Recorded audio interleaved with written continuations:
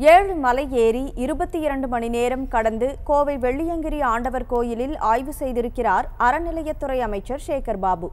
இதனால் கோவிலுக்கு பக்தர்கள் செல்ல பாதை அமைக்க வேண்டும் என்கிற பக்தர்களின் கோரிக்கை நிறைவேறும் என்ற எதிர்பார்ப்பு எழுந்திருக்கிறது.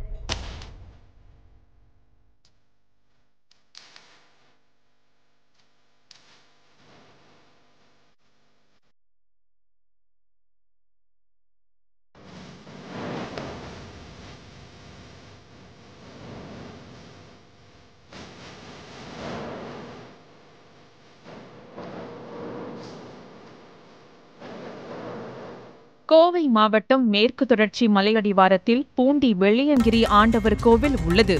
இக்கோவிலை ஒட்டியுள்ள மலைத்தொடரின் 7வது மலை உச்சியில் சுயம்பு வடிவில் உள்ள ஈசனை தரிசிக்க நாட்டின் பல்வேறு பகுதிகளில் இருந்து வரும் பக்தர்கள் குறுகியதும் கரடு முரடுமான மலைப்பாதையில் கைத்தடி உதவியுடன் மலையேறி ஈசனை தரிசித்து வருகின்றனர்.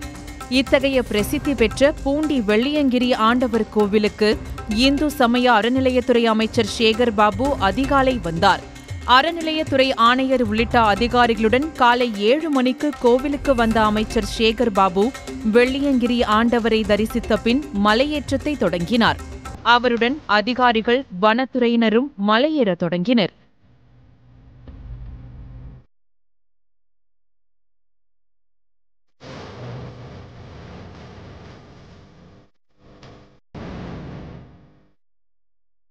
வெள்ளியங்கிரி மலையில் மலைப்பாதை அமைப்பது குறித்த சாத்தியக்கூறுகள் உள்ளதா என்றும் மலைப்பாதையில் மேம்படுத்தப்பட வேண்டிய வசதிகள் குறித்தும் நடந்தே மலை ஏறி ஆய்வு செய்தார் அமைச்சர் சேகர் பாபு.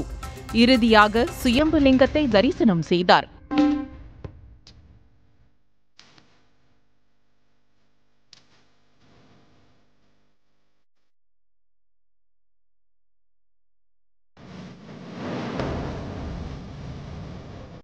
பின்னர் பக்தர்களுக்கு செய்யப்பட்டுள்ள பாதுகாப்பு வசதிகள் குறித்து வனத்துறை மற்றும் இந்து சமய அறநிலையத்துறை அதிகாரிகளிடம் கேட்டறிந்த அவர் அங்கு நேரில் ஆய்வு மேற்கொண்டார்.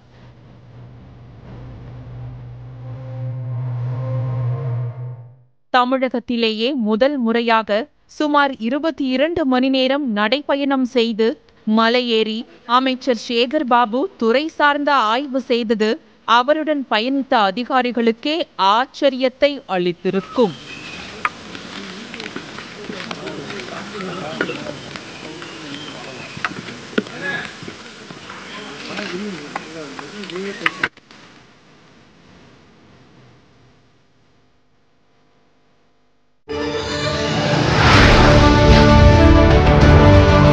உங்களுக்கு தேவையான மேக்ஸிமம் நம்பர் ஆஃப் நியூஸ் நம்பகத்தன்மையோட இன்டெப்தா டீடைலா ஸ்டன்னிங்கான விஷுவல்ஸோட இன்ஸ்டன்டா நியூஸை தெரிஞ்சுக்கணும்னா தொடர்ந்து பாருங்க நியூஸ் தமிழ் தொலைக்காட்சியை.